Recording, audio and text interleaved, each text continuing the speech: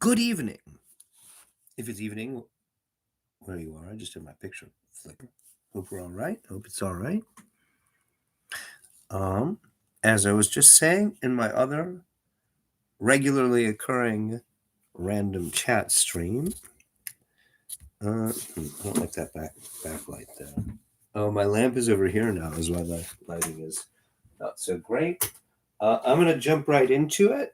We're going to pick up reading The Call of Cthulhu by H.P. Lovecraft, where I left off. I did make an abortive attempt to read more of this story already. Had connection problems. Hopefully, it'll go better tonight. The Call of Cthulhu by H.P. Lovecraft, as discussed previously, really important, really central story. I'm going to leave the commentary going, get right into reading. Hey, Marcus, how are you? So the last time I left off, actually, I got too stoned and tired to proceed a couple of pages before the end of what Lovecraft calls chapter 2. If for some reason you are reading along, I know at least one fan in here likes to look up the text and read along when I do Lovecraft. So if you go to chapter 3 of the Call of Cthulhu and then you back up a couple of pages to where the text is interrupted by this quote from the Necronomicon, I'm picking up right under that.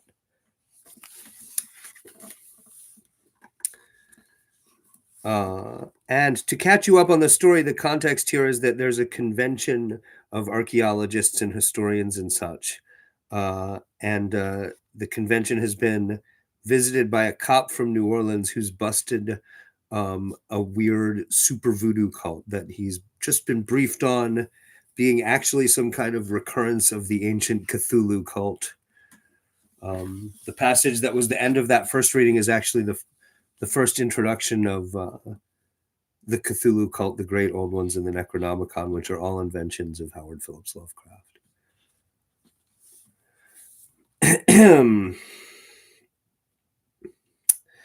Legrasse, that's the New Orleans cop.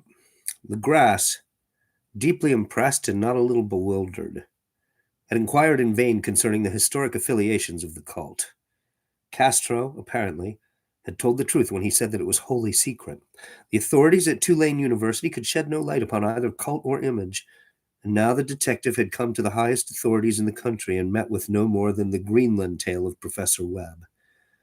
That's a reference to one of two Cthulhu statues that look the same, even though they're from different places, different times. The feverish interest aroused at the meeting by Legrasse's tale, corroborated as it was by the statuette, is echoed in the subsequent correspondence of those who attended, although scant mention occurs in the formal publications of the society. Caution is the first care of those accustomed to face occasional charlatanry and imposture. Legrasse for some time lent the image to Professor Webb, but at the latter's death it was returned to him and remains in his possession, where I viewed it not long ago. It is truly a terrible thing, and unmistakably akin to the dream sculpture of young Wilcox.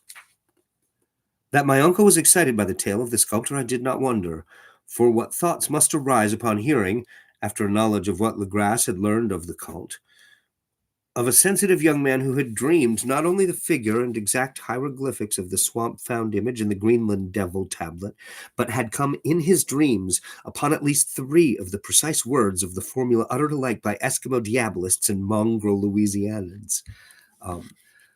In my abortive attempt to read this, I did point out mongrel here, this sort of racist language about people of low and mixed race in Lovecraft's view, low, that is. It comes up a lot in Lovecraft. But part of the idea here is that voodoo cults being basically in Louisiana colored, not white. Black, also Cajun, but not white people. A mix. Lovecraft finds the mix just as disturbing as the fact that they're not white. The idea is that the Cthulhu cult is like super voodoo. Like past the really evil, scary cult that's non-white, there's an even less white, even more scary, even more evil cult. In fact, that cult isn't even human. And yeah, as I've said before, race and racism, the way they play and play out in Lovecraft's work, become more and more developed and honed and less paranoid and more thoughtful. Lovecraft died a committed egalitarian socialist. He did not live long enough for that dramatic shift in his thinking to be directly influenced in his work, but you can see him developing toward that throughout. Uh,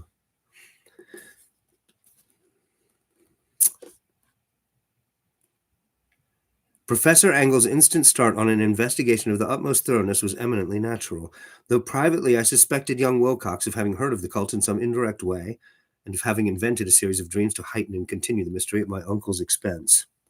The dream narratives and cuttings collected by the professor were, of course, strong corroboration, but the rationalism of my mind and the extravagance of the whole subject led me to adopt what I thought the most sensible conclusions. So, after thoroughly studying the manuscript again and correlating the theosophical and anthropological notes with the cult narrative of Legras, I made a trip to Providence to see the sculptor and give him the rebuke I thought proper for so boldly imposing upon a learned and aged man. Wilcox still lived alone in the Fleur de Lis building in Thomas Street, a hideous Victorian imitation of 17th century Breton architecture, which flaunts its stuccoed front amidst the lovely colonial houses on the ancient hill and under the very shadow of the finest Georgian steeple in America. And uh, it's worth interrupting to point out Lovecraft has a sense of humor that he doesn't get credit for because it's really deadpan. Like, I don't know if he's really a snob about architecture like that. I don't follow a bunch of those references, but that's really funny. Whether the snobbery is him or his characters, that's still really funny. I found him at work in his rooms, and at once conceded from the specimens scattered about that his genius is indeed profound and authentic. He will, I believe, sometime be heard from as one of the great decadents, for he has crystallized in clay and will one day mirror in marble those nightmares and fantasies which Arthur Machen evokes in prose and Clark Ashton Smith makes visible in verse and in painting. Worth pointing out here that Clark Ashton Smith was a friend and associate of Lovecraft's. He's pushing his friend's work here, not citing an actual known master. Dark, frail, and somewhat unkempt in aspect, he turned languidly at my knock and asked me my business without rising. When I told him who I was, he displayed some interest, for my uncle had excited his curiosity in probing his strange dreams, yet had never explained the reason for the study. I did not enlarge his knowledge in this regard, but sought with some subtlety to draw him out. In a short time, I became convinced of his absolute sincerity, for he spoke of the dreams in a manner none could mistake. They and their subconscious residuum had influenced his art profoundly, and he showed me a morbid statue whose contours almost made me shake with the potency of its black suggestion. Very scary, I guess, very scary sculpture. He could not recall having seen the original of this thing except in his own dream bas relief, but the outlines had formed themselves insensibly under his hands. It was, no doubt, the giant shape he had raved of in delirium. That he really knew nothing of the hidden cult, save from what my uncle's relentless catechism had let fall, he soon made clear, and again I strove to think of some way in which he could possibly have received the weird impressions. He talked of his dreams in a strangely poetic fashion, making me see with terrible vividness the damp cyclopean city of slimy green stone, whose geometry, he oddly said, was all wrong, and hear with frightened expectancy the ceaseless, half-mental calling from underground, Cthulhu Fhtagn, Cthulhu Fhtagn. These words had formed part of that dread ritual which told of dead Cthulhu's dream vigil in his stone vault at Roulier, and I felt deeply moved despite my rational beliefs. Wilcox, I was sure, had heard of the cult in some casual way, and had soon forgotten it amidst the mass of his equally weird reading and imagining. Later, by virtue of its sheer impressiveness, it had found subconscious expression in dreams, in the bas relief, and in the terrible statue I now beheld, so that his imposture upon my uncle had been a very innocent one. The youth was of a type at once slightly affected and slightly ill-mannered, which I could never like, but I was willing enough now to admit both his genius and his honesty. I took leave of him amicably and wish him all the success his talent promises. Worth interrupting to give another note here. In ceremonial magic and chaos magic circles, the idea that there is a real Necronomicon, that it's not just a fictional device of Lovecraft's, has some cachet. And the reason or the basis, the rationale for that, it is this actually, that in his dreams, Lovecraft was visited by the magic book, the Necronomicon. It revealed itself to him that way. And so he wrote into his story, The Call of Cthulhu, this architecture of finding the evil words in dreams, which is weird as hell. But it's worth pointing out right here that that idea itself actually comes from Lovecraft. Lovecraft himself had nothing but utmost contempt for anyone who actually practiced ceremonial magic. He clearly read a little bit. He clearly read a little Crowley, a little Waite, a little Mathers, and he often, if not consistently, denied having read any occult literature. I think for the same reason that somebody who is uptight would deny liking pornography. I think Lovecraft just thought occultism and occult literature was so retarded that he didn't want anyone to know he'd even done his research right. That these people take the Necronomicon seriously, he would have been like, yeah, that figures. The matter of the cult still remained to fascinate me, and at times I had visions of personal fame from researches into its origin and connections.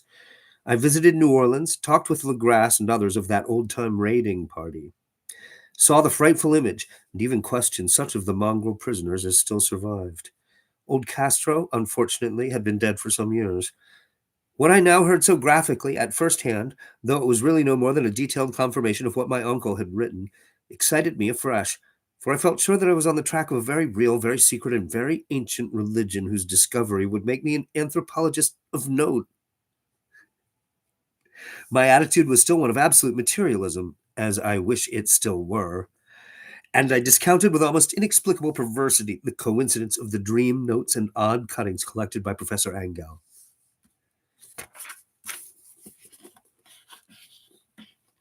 That name, by the way, is spelled Angell. It's probably supposed to be Frenchified Louisiana, and it's probably supposed to be Angel or Angel. I'm committed now, though. It's Angel when I read it. One thing I began to suspect, and which I now fear I know, is that my uncle's death was far from natural. He fell on a narrow hill street leading up from an ancient waterfront swarming with foreign mongrels after a careless push from a Negro sailor. I did not forget the mixed blood and marine pursuits of the cult members in Louisiana, and would not be surprised to learn of secret methods and poison needles as ruthless and as anciently known as the cryptic rites and beliefs. Legrasse and his men, it is true, have been let alone, but in Norway a certain seaman who saw things is dead. Might not the deeper inquiries of my uncle after encountering the sculptor's data have come to sinister ears?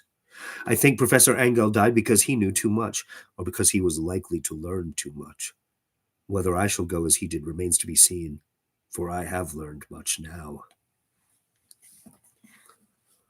Chapter 3: The Madness from the Sea. If heaven ever wishes to grant me a boon, it will be a total effacing of the results of a mere chance which fixed my eye on a certain stray piece of shelf paper. It was nothing on which I would naturally have stumbled in the course of my daily round, for it was an old number of an Australian journal, the Sydney Bulletin for April 18th, 1925. It's Red's birthday, actually. It had escaped even the Cutting Bureau, which had at the time of its issuance been... Hold on. It had escaped even the Cutting Bureau, which had at the time of its issuance been avidly collecting material for my uncle's research. I had largely given over my inquiries into what Professor Angell called the Cthulhu cult, and was visiting a learned friend in Paterson, New Jersey, the curator of a local museum and a mineralogist of note. Examining one day the reserve specimens roughly set on the storage shelves in a rear room of the museum, my eye was caught by an odd picture in one of the old papers spread beneath the stones.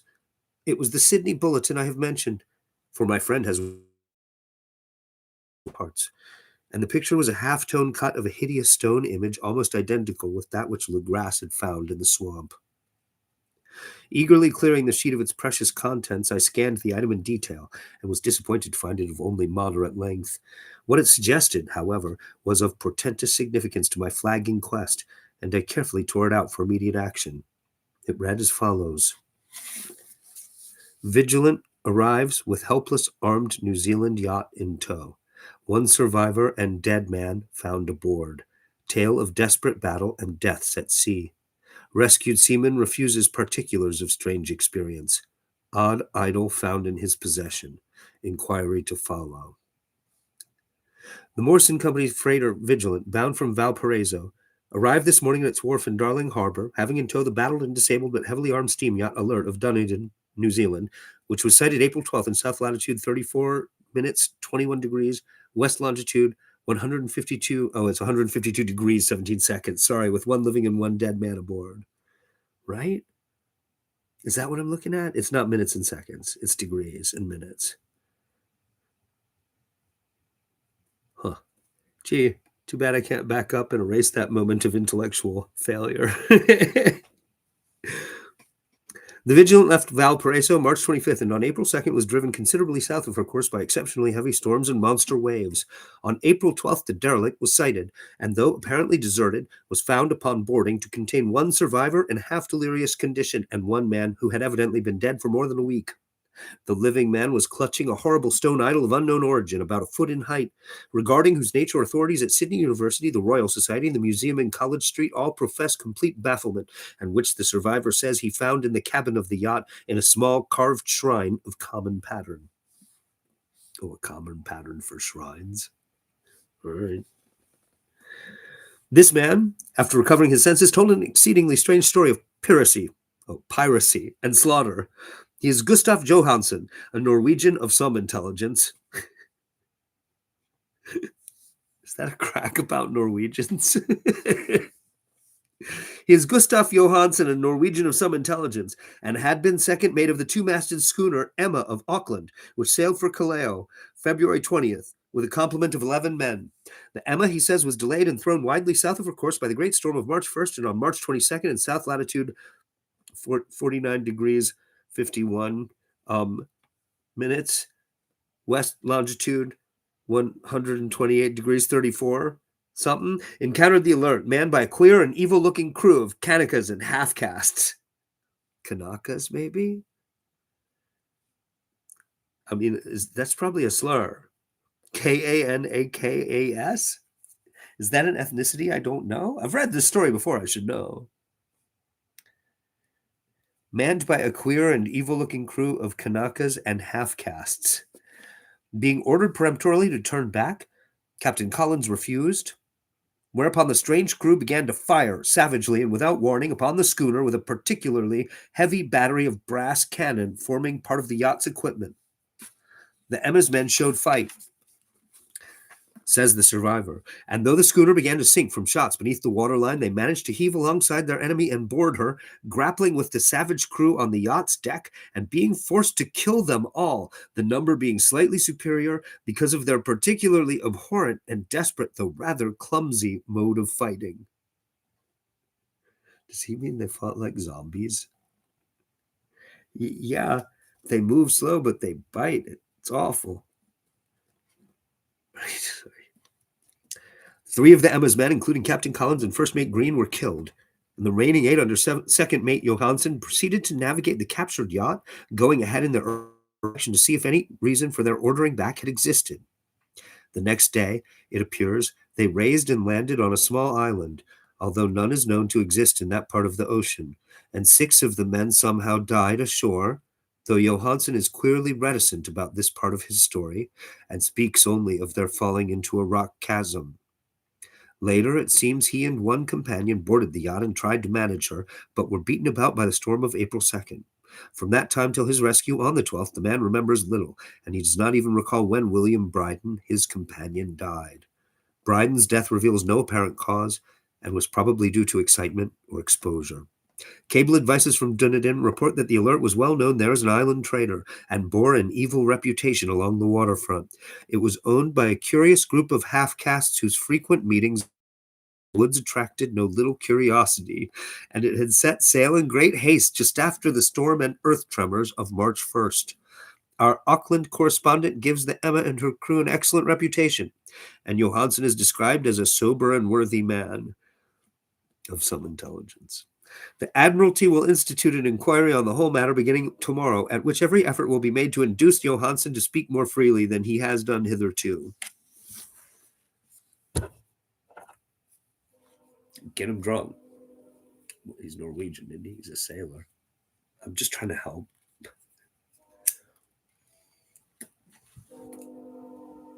Do you hear the trains? It's so nice. The trains are so nice.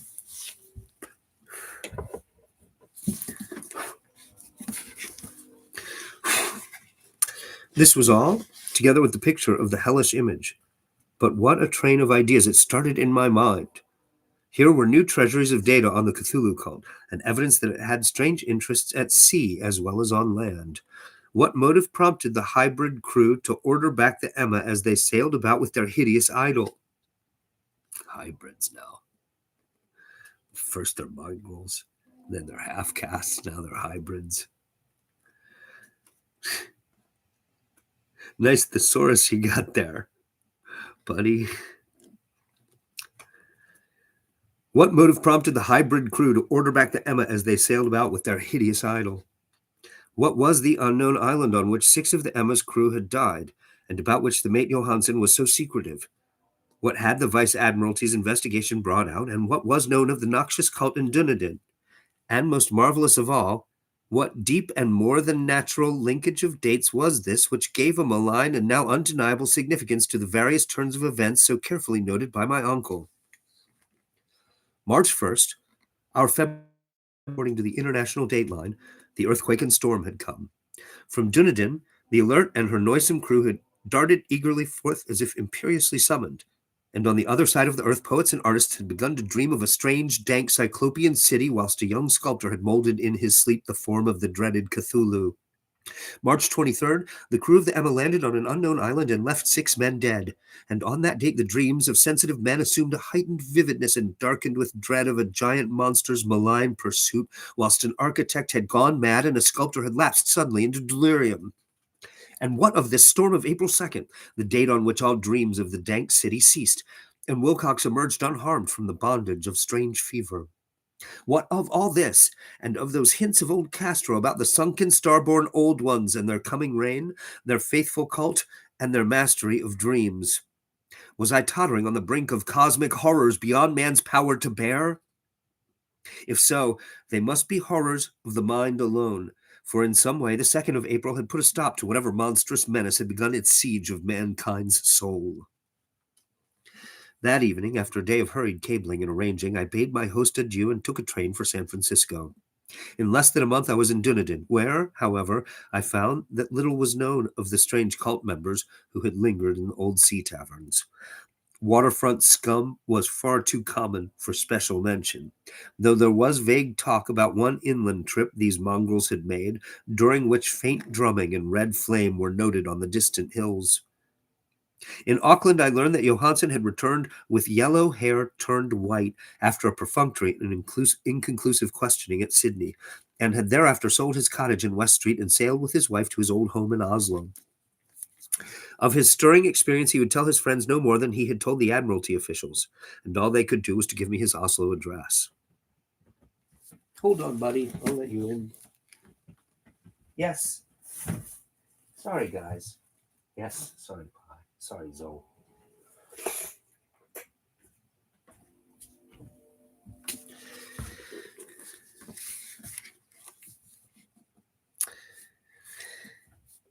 In Auckland, I learned that Johansen had returned with yellow hair turned white. Oh, right. No, I was... hold on. Give me a second. After that, I went to Sydney and talked profitlessly with seamen and members of the Vice Admiralty Court. I saw the Alert, now sold and in commercial use, at Circular Quay in Sydney Cove, but gained nothing from its non-committal bulk. The crouching image with its cuttlefish head, dragon body, scaly wings, and hieroglyphed pedestal was preserved in the museum at Hyde Park, and I studied it long and well, finding it a thing of balefully exquisite workmanship.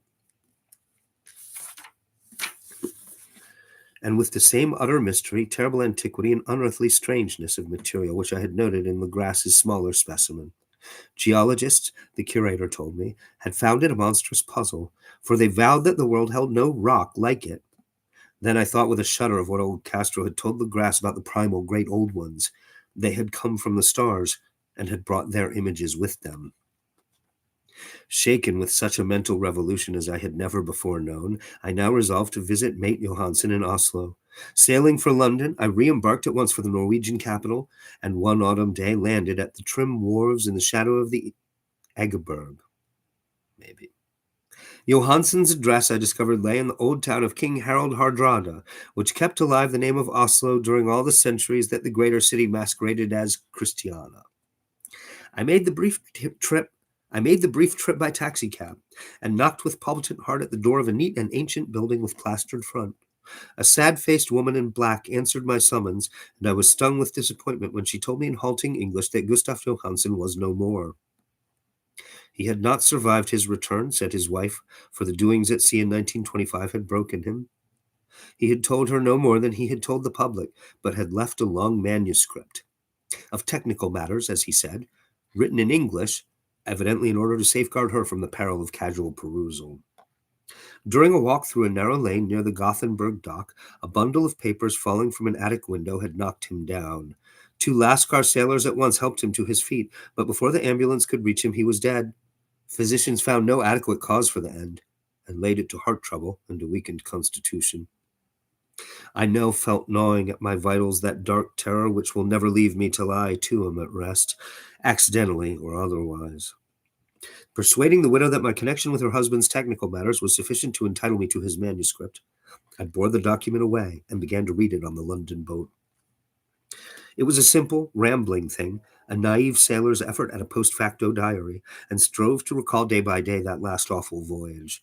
I cannot attempt to transcribe it verbatim in all its cloudiness and redundance, but I will tell its gist enough to show why the sound of the water against the vessel's sides became so unendurable to me that I stopped my ears with cotton. Johansen, thank God, did not know quite all, even though he saw the city and the thing. But I shall never sleep calmly again when I think of the horrors that lurk ceaselessly behind life in time and in space, and of those unhallowed blasphemies from elder stars which dream beneath the sea, known and favored by a nightmare cult ready and eager to loose them on the world whenever another earthquake shall heave their monstrous stone city again to the sun and air. Johansen's voyage had begun just as he told it to the Vice Admiralty. The Emma in ballast had cleared Auckland on February 20th, and had felt the full force of that earthquake-born tempest which must have heaved up from the sea bottom the horrors that filled men's dreams. Once more under control, the ship was making good progress when held up by the Alert on March 22nd, and I could feel the mate's regret as he wrote of her bombardment and sinking. Of the swarthy cult fiends on the Alert, he speaks with significant horror. There was some peculiarly abominable quality about them which made their destruction seem almost a duty, and Johansen shows ingenuous wonder at the charge of ruthlessness brought against his party during the proceedings of the Court of Inquiry. Then, driven ahead by curiosity in their captured yacht under Johansen's command, the men sight a great stone pillar sticking out of the sea, and in south latitude 47.9, west longitude 126.43, come upon a coastline of mingled mud, ooze, and weedy cyclopean masonry, which can be nothing less than the tangible substance of Earth's supreme terror, the nightmare corpse city of Rollier, that was built in measureless eons behind history by the vast, loathsome shapes that seeped down from the dark stars. There lay great Cthulhu and his hordes, hidden in green, slimy vaults and sending out at last, after cycles incalculable, the thoughts that spread fear to the dreams of the sensitive and called imperiously to the faithful to come on a pilgrimage of liberation and restoration. All this Johansen did not suspect, but God knows he soon saw enough. I suppose that only a single mountaintop, the hideous monolith-crowned citadel whereon great Cthulhu was buried, actually emerged from the waters. When I think of the extent of all that may be brooding down there, I almost wish to kill myself forthwith. Johansen and his men were awed by the cosmic majesty of this dripping Babylon of elder demons, and must have guessed without guidance that it was nothing of this or of any sane planet. Awe at the unbelievable size of the greenish stone blocks, at the dizzying height of the great carven monolith, and at the stupefying identity of the colossal statues and bas reliefs, with the queer image found in the shrine on the alert, is poignantly visible in every line of the mate's frightened description. Yes, Pyewacket. You want to hop up there? You can hop up there. Don't walk on that. You know better. What you trying to do? It's late. I should stop. No, I'm almost done, Pie. I won't read much longer. You gonna let me read? All right.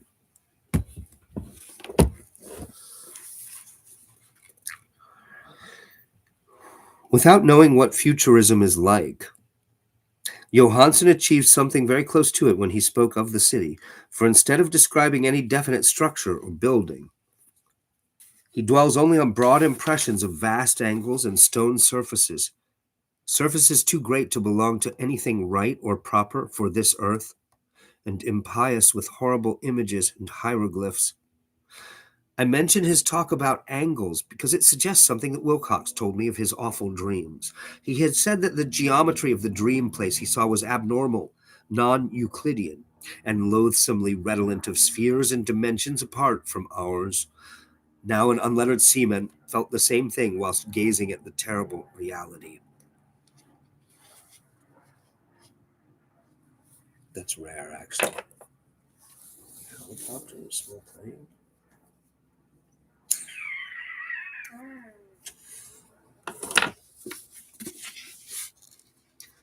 Johansen and his men landed at a sloping mud bank on this monstrous acropolis and clambered slipperily up over titan oozy blocks which could have been no mortal staircase. The very sun of heaven seemed distorted when viewed through the polarizing miasma welling out from this sea-soaked perversion, and twisted menace and suspense lurked leeringly in those crazily elusive angles of carven rock where a second glance showed concavity after the first showed convexity. Something very like fright had come over all the explorers before anything more definite than rock and ooze and weed was seen. Each would have fled had he not feared the scorn of the others, and it was only half-heartedly that they searched, vainly as it proved, for some portable souvenir to bear away. It was Rodriguez, the Portuguese, who climbed up the foot of the monolith and shouted of what he had found. The rest followed him, and looked curiously at the immense carved door with the now familiar squid dragon bas relief. It was, Johansen said, like a great barn door, and they all felt that it was a door because of the ornate lintel, threshold, and jambs around it, though they could not decide whether it lay flat like a trap door or slantwise like an outside cellar door. As Wilcox would have said, the geometry of the place was all wrong. One could not be sure that the sea and the ground were horizontal, hence the relative position of everything else seemed phantasmally variable. Bryden pushed at the stone in several places without result. Then Donovan felt over it delicately around the edge, pressing each point separately as he went. He climbed interminably along the grotesque stone molding, that is, one would call it climbing if the thing was not after all horizontal, and the men wondered how any door in the universe could be so vast. Then, very softly and slowly, the acre-great panel began to give inward at the top, and they saw that it was balanced.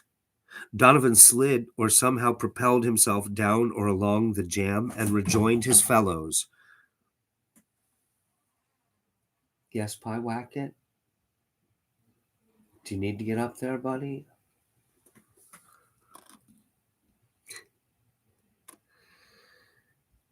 And everyone watched the queer recession of the monstrously carven portal. In this fantasy of prismatic distortion, it moved anomalously in a diagonal way, so that all the rules of matter and perspective seemed upset. The aperture was black with a darkness almost material. That tenebrousness was indeed a positive quality, for it obscured such parts of the inner walls as ought to have been revealed, and actually burst forth like smoke from its eon-like imprisonment, from its eon-long imprisonment, visibly darkening the sun as it slunk away into the shrunken and gibbous sky on flapping membranous wings. Okay, you know what? I'm going to back up because that paragraph's too good. Hold on. I'm going to shut my door. Go ahead, buddy. Go on. Go on.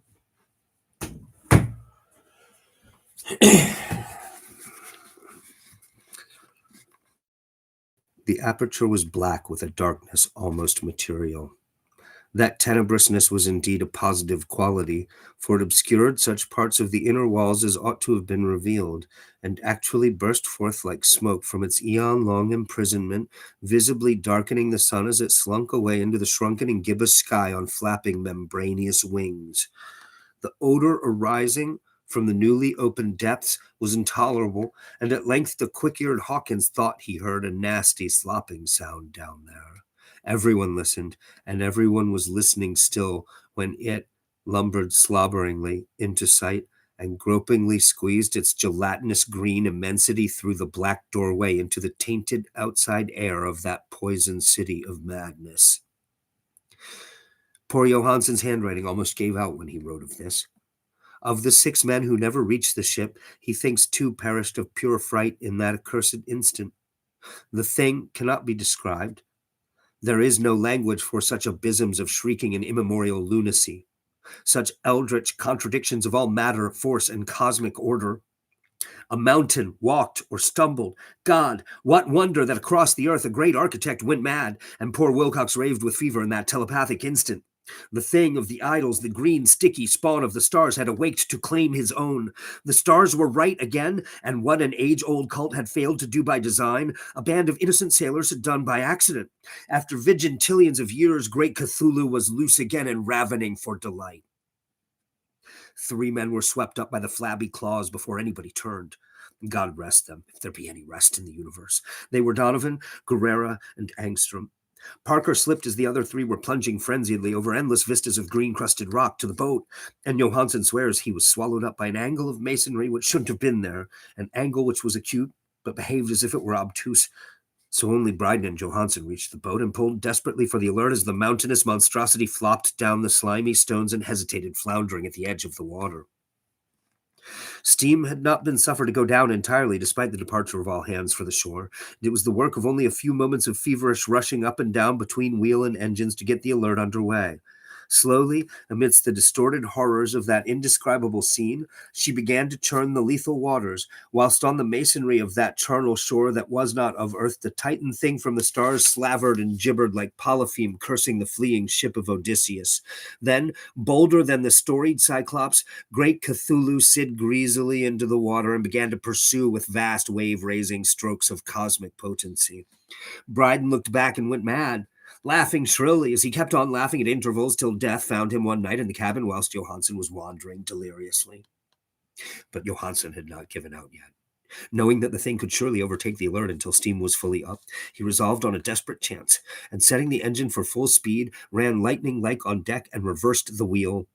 There was a mighty eddying and foaming in the noisome brine, and as the steam mounted higher and higher, the brave Norwegian drove his vessel head-on against the pursuing jelly, which rose above the unclean froth like the stern of a demon galleon.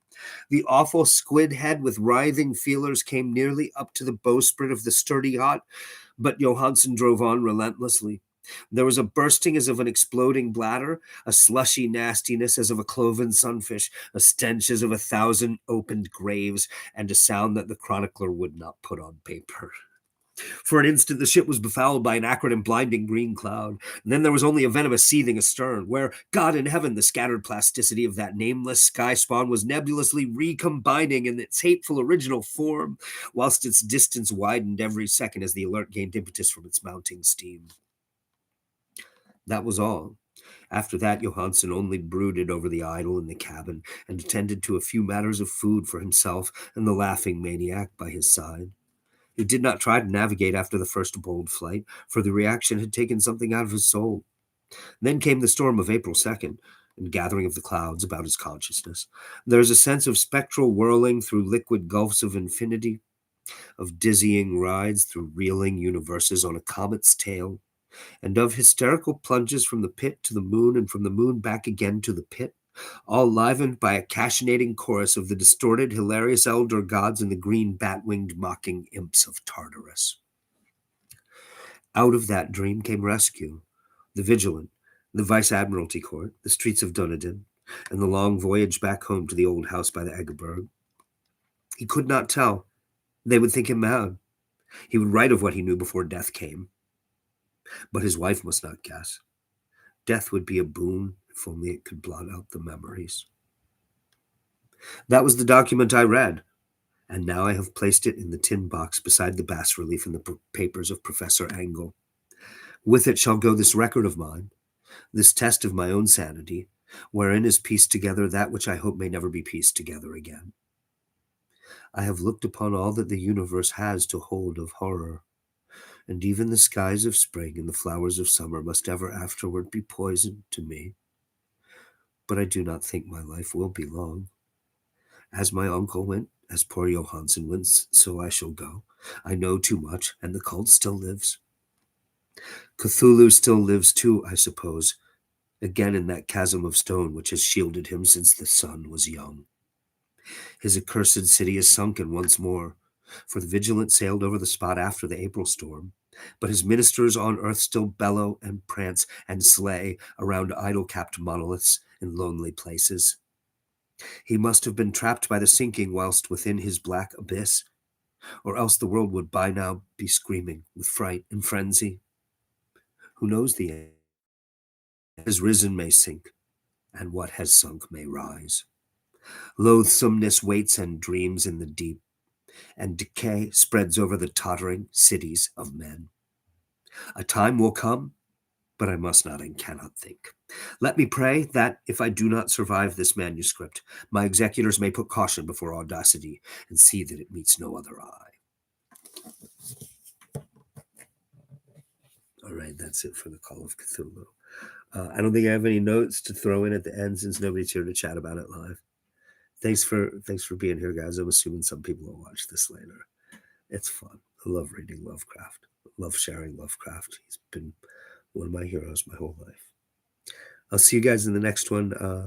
As always, regular chat every night. I'll do these reading streams as I am moved to and able to. Thanks again.